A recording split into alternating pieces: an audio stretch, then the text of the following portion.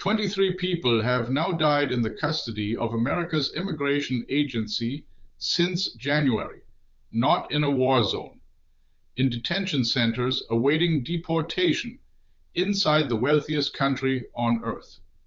From Berlin, this is one of those numbers that stops the conversation. Europe detains migrants too. We are not saints. But 23 deaths in a single year in a system that keeps insisting everyone received medical care tends to raise eyebrows over here. In Germany, a single death in state custody triggers an inquiry, headlines, and often a resignation. In the United States, it triggers a press release. Here is what we know. In a privately run facility called Delaney Hall near New York City, a 41-year-old man from El Salvador suffered a medical emergency on Saturday and was pronounced dead at a hospital in Newark, New Jersey.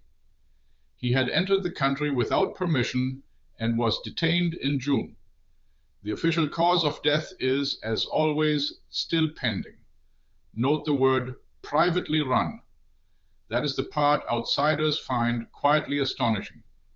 Detention here is a business. Delaney Hall has been the site of repeated protests, and activists, lawyers, and Democratic politicians describe conditions in blunt terms: worm-infested food, inadequate health care.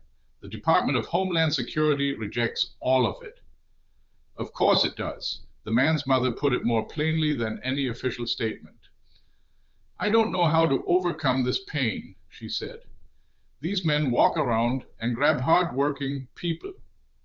That last phrase deserves a pause, because it captures the contradiction at the heart of this policy.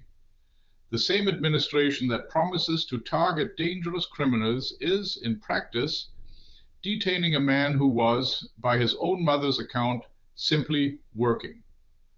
New Jersey's Democratic governor, Mikie called herself deeply shaken and promised an investigation, adding that this tragedy is one more reason Delaney Hall should be closed. Newark's mayor, Ras Baraka, said the death shows what happens when a facility runs far too long without proper oversight, accountability, and transparency. And this is where the German perspective sharpens.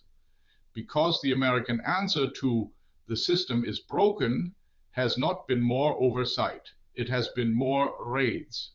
President Donald Trump, in his second term, has built his agenda around aggressive deportation, including sweeps by ICE officers, some of them masked, in mostly Democratic-run cities. Masked government agents grabbing people off the street in a democracy. Read that sentence to anyone in Munich or Milan and watch their face. This is the image the United States is now exporting to the world. Not the Statue of Liberty, but an anonymous officer in a balaclava. The official line will hold: he received care, the cause is pending, an investigation will follow. The number, meanwhile, keeps climbing. 23, and the year is not over.